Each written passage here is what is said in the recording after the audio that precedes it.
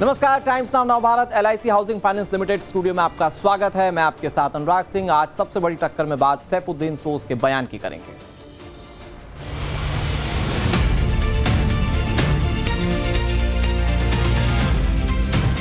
कि जम्मू एंड कश्मीर के पीएको को आप भारत का हिस्सा नहीं मानते हो क्या? एग्रेसिव ना हो, जान दे देंगे इसके लिए। क्या बात कर रहे हो आप? जम्मू कश्मीर के लोगों को 370 की बहाली के लिए लड़ना चाहिए। पाकिस्तान के सुर से सुर कांग्रेस मिलाती है। ये इंडियन नेशनल कांग्रेस INC नहीं, ये इस्लामाबाद नेशनल कांग्रेस।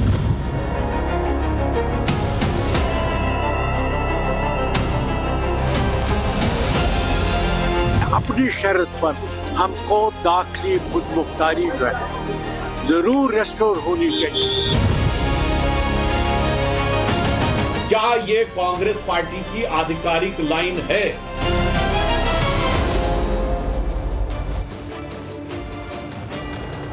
उन्नीस 1947 में आजादी के बाद जब पाकिस्तान ने जम्मू कश्मीर पर हमला किया तो सबसे बड़ा सवाल यह था कि आखिर भारत किस हैसियत से जम्मू कश्मीर की रक्षा के लिए जाए, क्योंकि तब तक जम्मू कश्मीर भारत का हिस्सा नहीं हुआ था और ना ही उस समय के कश्मीर के शासक राजा हरि सिंह ने भारत के साथ कोई विलय संधि की थी।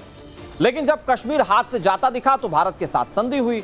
हालांकि इसी विलय संधि में एक विवादित शर्त रखी गई, आर्टिकल 37, यानी जम्मू कश्मीर को विशेष राज्य का दर्जा। रक्षा, वित्त और संचार के विषय छोड़कर जम्मू कश्मीर की सरकार खुद कानून बनाती और भारत सरकार के कानून वहां लागू नहीं होते। बीजेपी के पुरोधा श्यामा प्रसाद मुखर्जी ने उस दौरान भी इसका विरोध किया था और यहीं से नारा उठा था, एक देश दो विधान मंजूर नहीं किया जाएगा। श्यामा प्रसाद मुखर्जी ने जो अलख जगाई, बीजेपी ने उसे अपना ईमान बनाया और जब भारतीय जनता पार्टी सत्ता में आई तो एक झटके से विवादित धारा 370 को मोदी सरकार ने अगस्त 2019 में हटा दिया। लेकिन जम्मू कश्मीर के राजनीतिक दलों और कांग्रेस की तुष्टीकरण की नीति में आज भी यह कहीं ना कहीं सुलग रहा है कि धारा 370 आखिर हटाई क्यों गई। और इसी वजह से एक बार फिर से कांग्रेस नेता सैफुद्दीन सोज ने इस चिंगारी को भड़काने की कोशिश की। लेटेस्ट अपडेट यह है कि सैफुद्दीन सोज के बयान पर सियासी घमासान मचा हुआ है। कांग्रेस नेता पूर्व मंत्री सैफुद्दीन सोज ने कहा कि धारा 370 की वापसी के लिए कश्मीर के लोगों को लड़ना होगा। कश्मीर से धारा 370 हटाने से पहले केंद्र सरकार ने जम्मू कश्मीर और लद्दाख को केंद्र शासित प्रदेश बनाया। वायदा किया कि समय आने पर जम्मू कश्मीर को फिर से राज्य का दर्जा दिया जाएगा। लेकिन सैफुद्दीन सोज साहब कह रहे हैं कि राज्य का दर्जा दिए जाने से जरूरी है जम्मू कश्मीर में धारा 370 की बहाली हो। सैफुद्दीन सोज यही नहीं रुके, उन्होंने कहा कि जम्मू कश्मीर के लोग इसी शर्त के साथ भारत से जुड़े थे।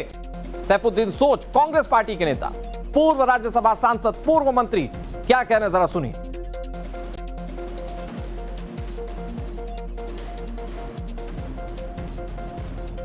हमारा मसला स्टेटहुड का नहीं है। स्टेटहुड कौन छीन सकता है? क्या कयामत तक यूनियन टेरिटरी इसको कोई बना सकता है? वजीर आजम हो या वजीर दाखिला हो, कोई जम्मू कश्मीर रियासत को यूनियन टेरिटरी नहीं बना सकता। ये टेम्परेरी चीज है। हमारा असल मसला अंदरूनी दाखिली खुद मुख्तारी है और जम्मू कश्मीर के लोगों को 370 की बहाली के लिए लड़ना चाहिए। तो भी शेख साहब ने मुनासिब समझा कि इस हिंदुस्तान में उस वक्त 8 करोड़ मुसलमान थे, अब तो 23-24 करोड़ मुसलमान हैं, इसलिए हमने ठीक फैसला किया हिंदुस्तान में रहे, लेकिन अपनी शर्त पर हमको दाखिली खुद मुख्तारी जो है जरूर रेस्टोर होनी चाहिए। धारा 370 भारतीय जनता पार्टी के मुख्य सियासी एजेंडे में एक था। जब से बीजेपी का जन्म हुआ तब से उसने एक देश एक विधान का नारा दिया था। यही वजह है कि जैसे ही धारा 370 की वापसी की वकालत सैफुद्दीन सोज ने की, भारतीय जनता पार्टी आक्रामक हुई। बीजेपी ने सैफुद्दीन सोज के बयान को देश विरोधी करार दिया। बीजेपी के मुताबिक सैफुद्दीन सोज लगातार पाकिस्तान की अलगाववादी भाषा बोल रहे हैं। बीजेपी प्रवक्ता सुधांशु त्रिवेदी ने सीधे सीधे कांग्रेस आलाकमान और राहुल गांधी पर सवाल दागते हुए पूछा कि क्या सोज का बयान कांग्रेस की आधिकारिक लाइन है? क्या कांग्रेस इस बात का समर्थन करती है? जरा सुनिए सुधांशु त्रिवेदी ने क्या कहा।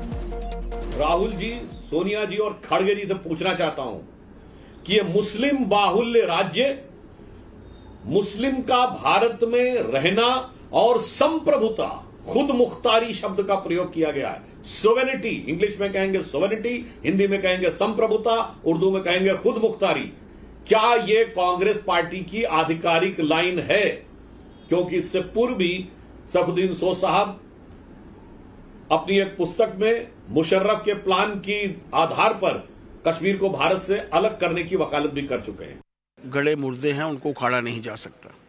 एक बार जो दफन हो चुका है वो वापस नहीं आता। इतिहास के पन्नों में गई हुई वस्तु जो है वो कभी वापस नहीं आती, वो जानते हैं। लेकिन ये वही पॉलिटिकल पार्टियां हैं दो जिन्होंने आज़ादी के समय में भी, आज़ादी के बाद भी और आज तक जब जब भी गठबंधन में रही हैं, कहीं ना कहीं अलगाववाद को बढ़ावा दिया है। आज उसी की तरफ अग्रसर होकर ये यहाँ का वातावरण खराब करना चाहते हैं।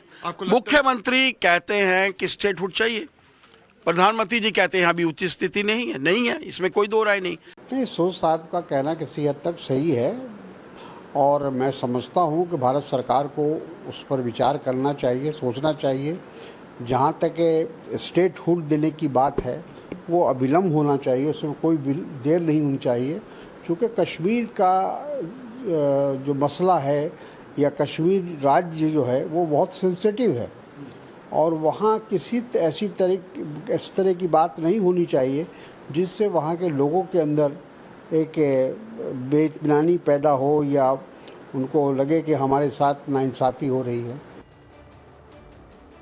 भारतीय जनता पार्टी की सरकार ने जब धारा 370 को हटाया था उसके बाद पूरे देश में जश्न मनाया गया। भारतीय जनता पार्टी ने इसे अपने एक बहुत बड़े एजेंडे को पूरा करने पर बड़ी जीत के रूप में सेलिब्रेट किया।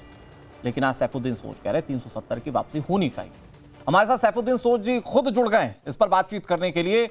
कांग्रेस पार्टी के वरिष्ठ नेता हैं, पूर्व राज्यसभा सांसद हैं, मंत्री का पोर्टफोलियो संभाल चुके हैं। सैफुद्दीन सोज साहब, बहुत बहुत स्वागत है आपका टाइम्स नाउ भारत पर। सर, पूरा देश कहता है, भारतीय जनता पार्टी बीजेपी की सरकार कहती है एक देश एक विधान होना चाहिए, एक संविधान होना चाहिए, तो फिर 370 की गुंजाइश कश्मीर में फिर से क्यों है? देखिए, ये जो एक लाठी से सबको हाँकना है, ये हिंदुस्तान, ये स्पिरिट हिंदुस्तान की सियासत का नहीं होना चाहिए। हिंदुस्तान एक बहुत बड़ा देश है और तरह तरह की बोलियां बोलने वाले लोग हैं और कल्चर मुख्तलिफ हैं।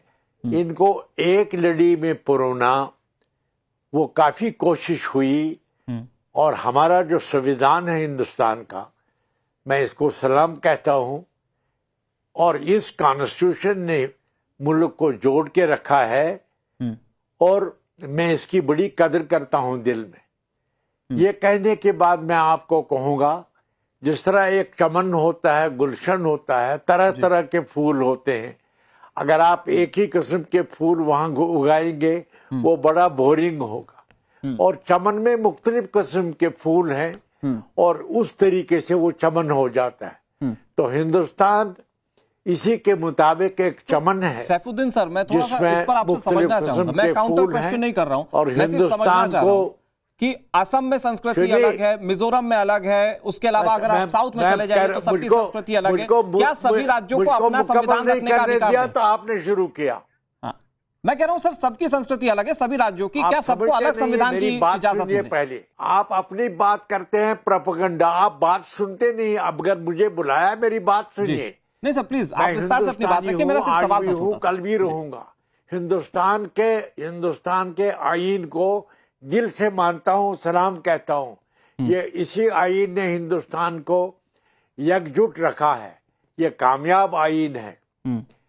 तो अब ये लंबा पड़ेगा, मैं बताता कि गोर्बाचोव एक वक्त परेशान था कि हमारे पास ऐसी किताब नहीं है जैसी हिंदुस्तान के पास है, क्योंकि उस वक्त सोवियत यूनियन टूट रहा था। इसके कहने के बाद मैं आपको बताऊंगा, हमारा संविधान जो है कामयाब संविधान है। इसने इस मुल्क की सभी जातियों को इकट्ठा रखा है और कोई इसमें परेशानी नहीं है। लेकिन हिंदुस्तान की काफी जातियां हैं, उनका अपना कल्चर है, अपने रस्म रिवाज है, लेकिन उसके बावजूद वो एक गुलदस्ता है। तो कोई इसमें डिफिकल्टी नहीं है। लेकिन सैफुद्दीन सर, तो हिंदुस्तान में जो आप जानते हैं, आप बड़े वरिष्ठ नेता हैं और आप बोलते बहुत अच्छा है सर। आप समझते हैं लिमिटेशन होती है टीवी में, मैं आपसे काउंटर करूंगा सर। मेरा पॉइंट ये है कि मिजोरम, असम केरल, सबकी संस्कृति अलग है। क्या सबको अलग संविधान की इजाजत दे दी जाए? हर राज्य का अपना अलग संविधान हो। बाबा साहेब की कल्पना थी पूरे देश में एक संविधान होने की। किसने कहा सबका अलग संविधान होना चाहिए? हिंदुस्तान आप का 370 संविधान की जो है, वकालत कश्मीर में इस बिना पर कर रहे हैं क्योंकि वहां की संस्कृति आपको अलग लगती है। तो 300 आप मेरी बात सुनिए। आप गुस्से में बोलते हैं। 370 धारा जो है वो जम्मू कश्मीर के लीडरशिप और यूनियन की लीडरशिप ने बातचीत करने के बाद परोया था कॉन्स्टिट्यूशन में। तो उसमें क्या बात है? तो सर बात ये है मैं कह रहा हूं दो बड़ी खूबसूरत शब्द आपने कहे। आपने कहा कि आप इस देश के आइन को मानते हैं। सैफुद्दीन सोज साहब, आपने कहा कि आप इस देश के आइन को मानते हैं, और जब ये धारा 370 हटाई भारतीय जनता पार्टी की सरकार ने, मामला सुप्रीम कोर्ट गया 2023 में। इस मामले में सुप्रीम कोर्ट की टिप्पणियां मैं आपको बताता हूं सर।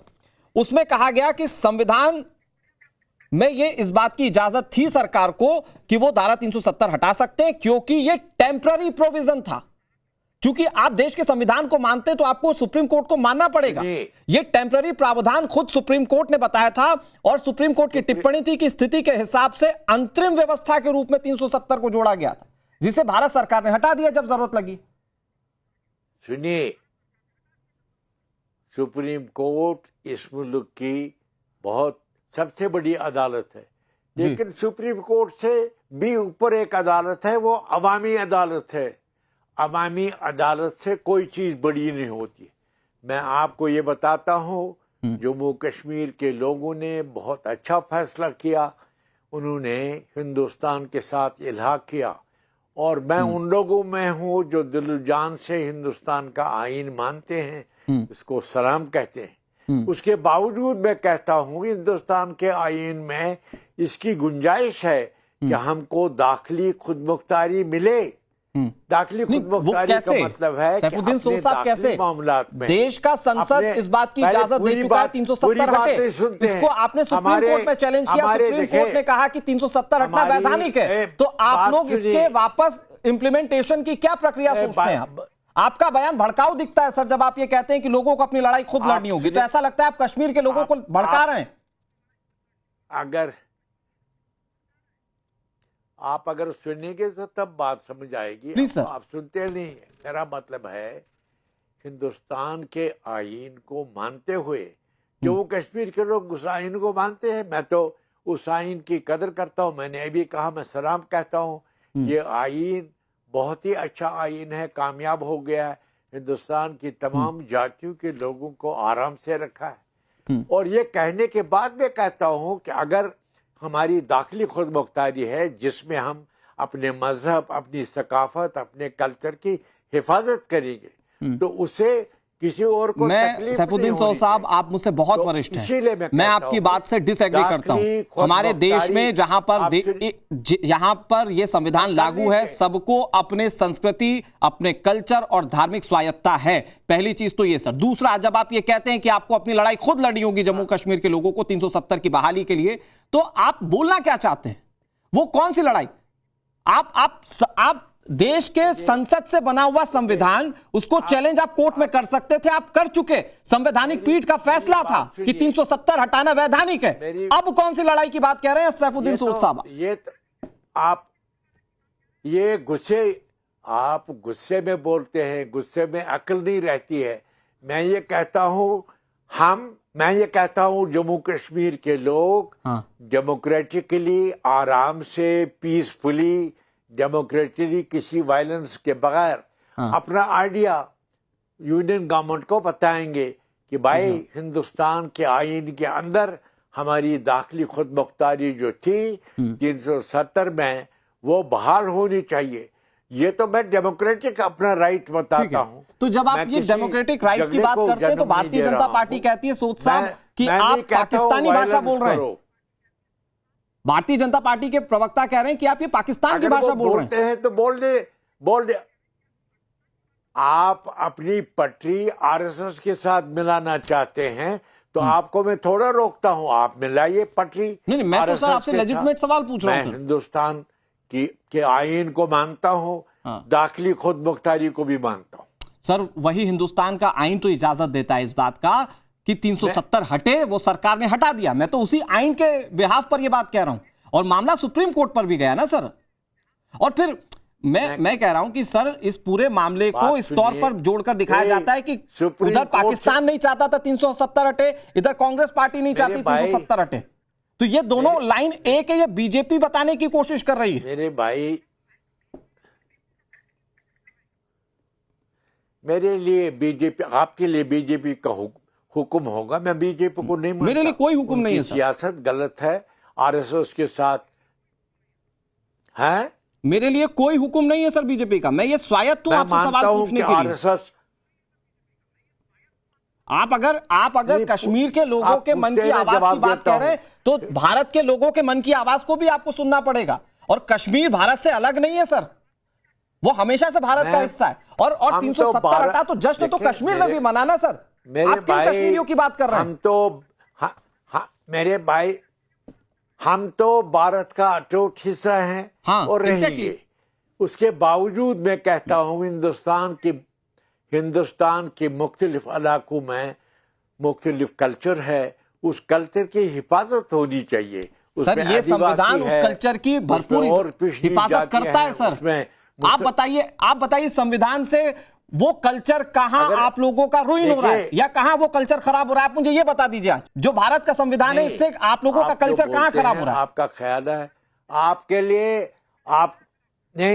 लिए श्यामा प्रसाद मुखर्जी की बात आखिरी है। नहीं सर, मेरे लिए जवाहरलाल नेहरू की बात भी उतनी ही वैल्यूएबल है। मेरे लिए कोई मजबूरी नहीं, मैं उसका बात सुनूंगा। मेरे सामने महात्मा गांधी है, लिहाजा एक बात है, गांधी जी को मालूम है, जवाहरलाल नेहरू को, सरदार पटेल को, मौलाना आजाद को, कि हमने बहस मुबासे के बाद हमारे लीडर, मुक्तदर लीडर शेख मोहम्मद अब्दुल्ला ने दाखिली खुद मुख्तारी आईन में परो दी। उसको आपने एक तरफा तौर अभी 19 में खत्म कर दिया। वो आपने गलत बहुत सीनियर है, आप उससे बहुत सीनियर है। मैं बताऊं आपको, सुनिए ना सर, आपने नेहरू गांधी जी का जिक्र किया।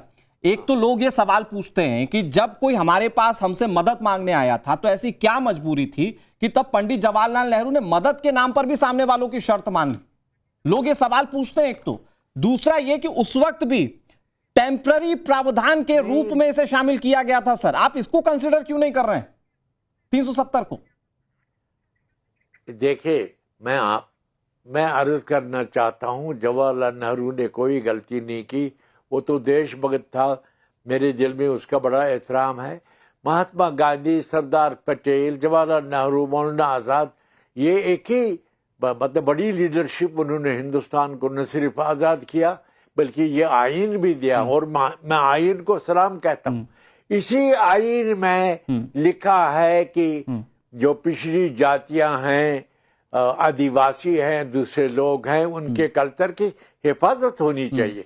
उसी में मुसलमान भी है, उनके कल्चर की हिफाजत होनी चाहिए। और हम हिंदुस्तान से बाहर नहीं सोचते, हिंदुस्तान के अंदर सोचते हैं। सबके कल्चर की हिफाजत हो रही है, पहली बात तो ये। दूसरी चीज, 370 हटने के बाद वहां पर लोगों को कई सारे ऐसे राइट्स मिल रहे हैं जो राइट्स अब तक नहीं मिला करते थे। आपको इसको भी कंसीडर बिल्कुल नहीं मिला है। जरा एक बात, कश्मीरियों के हक की बात करते हैं, मैं कह रहा हूं मुस्लिम थ्रू आउट द इंडिया है और उसमें सबके हक बराबर है। मेरी बात सुनिए जल्दी से सर, 20 सेकंड में। आरपी सिंह हमारे साथ जुड़ गए, भारतीय जनता पार्टी के प्रवक्ता। जल्दी से सर, सैफुद्दीन सोद सर, जल्दी से 20 सेकंड। मेरे भाई एक बात सुनिए, बताइए 370 हटने के बाद क्या बात की आपने जम्मू कश्मीर में जो पहले नहीं थी? जस्ट एक बात बताइए। अच्छा, तो अगर ऐसा ही है तो फिर आप 370 की वकालत क्यों कर रहे हैं? अगर सब कुछ यथास्थिति है तो आप छोड़ दीजिए 370 को। फिर ये तो बात आप पर भी लागू होगी ना सर, इक्वली। नहीं, हम क्यों, देखिए 370 आप क्या कहते हैं? मैं कहता हूं 370 हटाने के बाद कोई एक बात अच्छी हुई हो जम्मू कश्मीर में, बताइए ना। जवाब दे दीजिए, बहुत देर से सुन रहे हो आप, बताते नहीं। ठीक है जी, सोच साहब सर इतना बता दिए कि 370 जब लाया गया था टेम्परेरी और ट्रांजिशनल था नहीं था, वो टेम्परेरी था या नहीं था? और उसको बाद में आप लोगों ने उसको इतना लंबा कर दिया, टेम्परेरी 70 साल तक टेम्परेरी चलता रहा। ये तो चलने वाला नहीं। और ये अम्बेडकर साहब का बयान है कि उन्होंने कहा था कि टेम्परेरी ट्रांजिशनल होगा। एक दूसरी बात, आप कहते हैं क्या फर्क पड़ा? आज कोई पत्थरबाजी नहीं दिखती वहां पर आज कैलेंडर चार्ट नहीं निकलता कि आज ये वाला मोहल्ला बंद होगा, कल ये वाला मोहल्ला बंद होगा, आज यहाँ से होगा। आज सब कुछ साफ है, वहां कुछ नहीं दिखता। तीसरी बात, 2 करोड़ टूरिस्ट आए थे, 2 करोड़। कभी किसी ने ख्वाब में नहीं सोचा था कि कश्मीर के अंदर 2 करोड़ टूरिस्ट आएंगे। आज वहां पर हर चीज का इंफ्रास्ट्रक्चर का डेवलपमेंट हो रहा है। मेरे भाई सुन लीजिए, आप जहालत की बात करते हैं, ये इल्म की बात नहीं है। ये टूरिस्ट तो आते रहे हैं जम्मू कश्मीर की जरूरत है। ये तुम्हारे 370 हटाने से टूरिस्ट यहाँ नहीं आए ज्यादा। 2 करोड़ टूरिस्ट, जम्मू कश्मीर के टूरिज्म डिपार्टमेंट से पूछे, कश्मीर की खूबसूरती खुदा ने दी है। ये 370 नहीं है, 2 करोड़ आते हैं, ये फर्क पड़ा है। आज वहां पर पत्थरबाजी नहीं होती, बच्चों के हाथ में कंप्यूटर है। अरे किसने कहा? ये आप झूठ बोल रहे हैं, ये झूठ बोल रहे हैं आपको पता नहीं है। धीरे धीरे टूरिस्ट आना जो है वो ज्यादा हो गए। वहां पर तोप गोले गोलियां चलते हैं, आपको पता नहीं है ये मजमून, बिल्कुल पता नहीं। आप जहालत बोल रहे हैं। आरपी सिंह सर, एक सेकंड। आरपी सिंह सर, एक सेकंड। अनाउंसमेंट कराते रहे। आप इग्नोरेंट आदमी है, आपको पता नहीं है, जानकारी नहीं है। सैफुद्दीन सोज साहब, आप बड़े वरिष्ठ हैं, मुझे बोलते हुए भी थोड़ा सा फील हो रहा है, लेकिन ये भी तो नहीं हो सकता कि आप ही सब कुछ जानते हो। आरपी सिंह सर, एक मिनट, मैंने आपसे इतनी बात की सैफुद्दीन सोज सर, आपकी बात सिर्फ एक चीज पर टिकी रही कि वहां का कल्चर अलग है और लोगों को अपने कल्चर के कंजर्वेशन का पूरा राइट है, मतलब उसको बचाने का पूरा राइट है। तो वो तो हमारा देश का संविधान भी आप लोगों को इस बात की इजाजत देता है। तो ये सिर्फ 370 की आड़ में आपको आपका कल्चर क्यों बचाना है? पॉइंटेड जवाब दीजिएगा सर। खुद मुख्तारी से क्या मतलब है आपका? आड़ नहीं, ये देखो जिसको आप आड़ कहते हैं, ये आड़ नहीं है। 373 हम दाखिली खुद मुख्तारी की हिफाजत का एक खुद मुख्तारी से क्या मतलब है आपका? उसको हमारे साथ बात किए बगैर आपने खत्म किया, यकतरफा खत्म किया, जिसकी आपको इजाजत नहीं थी। खुद मुख्तारी से मतलब आप सॉवरेंटी चाहते हैं? मैंने नहीं सुना। नहीं, मैं कह रहा हूं एक लास्ट चीज सैफुद्दीन सोज सर, मैं इसके बाद आपको और परेशान नहीं करूंगा। सैफुद्दीन सोज सर, हमारे देश का झंडा 370 जब लागू किया गया था तब अलग था, वहां का संविधान अलग था, वित्त संचार कुछ एक चीजों में भारत सरकार हस्तक्षेप कर सकती थी। अब पूरा भारत के आईन, मतलब के भारत के संविधान पर जम्मू कश्मीर भी चल रहा है। एक झंडे के नीचे जम्मू कश्मीर, क्या दिक्कत है आपको? क्यों 370 लाकर आप फिर से 2 झंडों की बात कर रहे हैं? ये आईन सारे मुल्क को जोड़ता है। हाँ, ये आईन जोड़ दिया ना जम्मू कश्मीर को, जुड़ा हुआ था और मजबूती से जोड़ दिया। आईन को मैं सलाम कहता हूं, मगर यही आईन हमको दाखिली खुद मुख्तारी भी देता है। सर ठीक है, बहुत शुक्रिया आपका। मैं अजय वर्मा जी के पास चला जा रहा हूं। सैफुद्दीन सोज सर, आपने वक्त दिया, बहुत अच्छा लगा, आपने अपनी बातों को रखा। देश की जनता आपको सुनेगी तो अच्छे तरीके से जज कर पाएगी। लेकिन अजय वर्मा जी, जिस बात को भारतीय जनता पार्टी कह रही है, पहला तो यह बताइए 370 वाली बात पर सैफुद्दीन सोज के साथ हैं, कश्मीर की जनता के साथ हैं, देश के सेंटिमेंट्स के साथ हैं, एक देश एक विधान के साथ हैं, कांग्रेस का ऑफिशियल स्टैंड क्या है? और बीजेपी कह रही है कि आप लोगों की लाइन ठीक वैसी है जैसी पाकिस्तान की है। देखिए अनुराग जी, भारतीय जनता पार्टी हो या आप हो या कोई भी और वक्ता हो, उसे अपनी बात कहने का लोकतंत्र में पूरा अधिकार है। आपने अपनी बात करी, बहुत अच्छी बात है, हमने सुनी। सरदार जी या बीजेपी अपनी बहुत सही कह रहे हैं, वो संबित पात्रा, कि ये सारी चीजें हैं, ये कांग्रेस का, राहुल गांधी का, खड़गे जी का आधिकारिक बयान है। इसी पे मैं सुनना चाह रहा था कि कोई आदमी, इनका नेता ऐसा बोले। मैं भी पूछना चाहता हूँ, एक उदाहरण देके, मंदिर के पूजन किसने करा? मोदी। मंदिर का निर्माण पे कौन उद्घाटन करा? मोदी। मंदिर के कुछ भी अजय वर्मा जी, आप छोड़ के चले जाइए, मैं नहीं रोक रहा, क्योंकि आप मुद्दे की बात नहीं कर रहे हैं। ये समस्या है सर कांग्रेस पार्टी की। आप नहीं, अजय वर्मा जी, आपके पास जवाब नहीं है ना। सैफुद्दीन सोज की बात को कैसे डिफेंड करना है, ये आपके पास जवाब नहीं है, तो आप छोड़ के चले जाएंगे। जाइए छोड़कर। ये आप लोगों की पुरानी आदत है। बात राम मंदिर की नहीं हो रही थी, जो आप राम मंदिर पर आकर ज्ञान देंगे या किसी तरीके से सवाल उठाएंगे। आपका राजनीतिक मंच नहीं है कि जिस पे आपका जो मन करेगा आप वो आकर बोलेंगे, भाषण देंगे और चले जाएंगे। सवाल यहां सैफुद्दीन सोज के बयान पर हो रहा था। लेकिन आरपी सिंह जी, ये तो जिस तरह से सैफुद्दीन सोच सारी बातों को कह रहे हैं, वो भी नहीं हमारे साथ, वो जिस तरह की बातों को कह रहे हैं वो भड़काऊ भी दिखती हैं। वो कह रहे हैं कि हम डेमोक्रेटिक तौर पर लोगों को ये कह रहे हैं कि वो अपनी बात केंद्र तक पहुंचाएं, लेकिन अगर कश्मीर का युवा लड़ाई को वाकई में लड़ाई के रूप में लेने लगा तो ये वहां की जनता को भड़काने जैसा है, जो सैफुद्दीन सोच साहब कह रहे हैं। इसी कश्मीर के अंदर तिरंगा लगाने पर पाबंदी कर दी गई थी। 26 जनवरी 2011 के अंदर मैंने अपनी टीम के साथ तिरंगा लाने की कोशिश की। माननीय जेटली साहब, माननीय सुषमा स्वराज जी ने तिरंगा लाने की कोशिश की, सबको अरेस्ट कर लिया गया। हम लोगों ने तिरंगा लहरा लिया। मेरे साथ कुछ 6 लड़के और थे। हमको 4 घंटे तक मुंशीराम बाग थाने में जानवर की तरह पीटा गया सर, इसलिए हमारी गलती ये थी कि हमने तिरंगा लहराया। ये इसकी हमको सजा मिली। तो ये तो चाहते हैं कि वहां पर तिरंगा न लहराया जाए, ये तो चाहते हैं कि वहां पर, ये भी कहते हैं कि हमारा अलग रास्ता बना दिया जाए पाकिस्तान के साथ।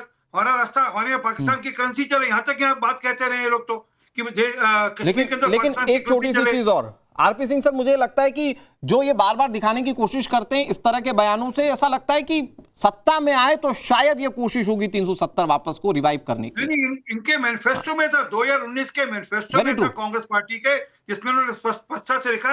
और 6 नवंबर 2024 के अंदर जो रेजोल्यूशन वहां की असेंबली ने पास किया, उसमें इनके 6 विधायक है। तारिक साहब है, गुलाम है, पीरजादा है, निजामुद्दीन है, इरफान है, इफ्तिकार है, और ऐसे एक और इनके वहां पर मेंबर है। उन्होंने सबने रेजोल्यूशन पास किया 370 के पक्ष में।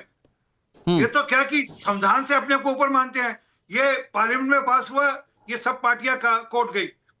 सुप्रीम कोर्ट ने फैसला दिया, बड़ी स्पष्टता से कहा ठीक है सर, लागू होगा। बहुत शुक्रिया सर। एक देश एक विधान की बात देश की जनता भी जानती है, समझती है, और इस तरह के बयान जो सैफुद्दीन सोच दे रहे हैं इसके भी मायने समझ में आते हैं कि क्यों दिए जाते हैं। बहरहाल बहुत शुक्रिया आरपी सिंह जी, सैफुद्दीन सोच जी और अजय वर्मा जी का भी बहुत बहुत शुक्रिया। वक्त एक छोटे से ब्रेक का है, ब्रेक के उस पार भी खबरें टाइम्स नाम नव भारत पर लगातार जाए।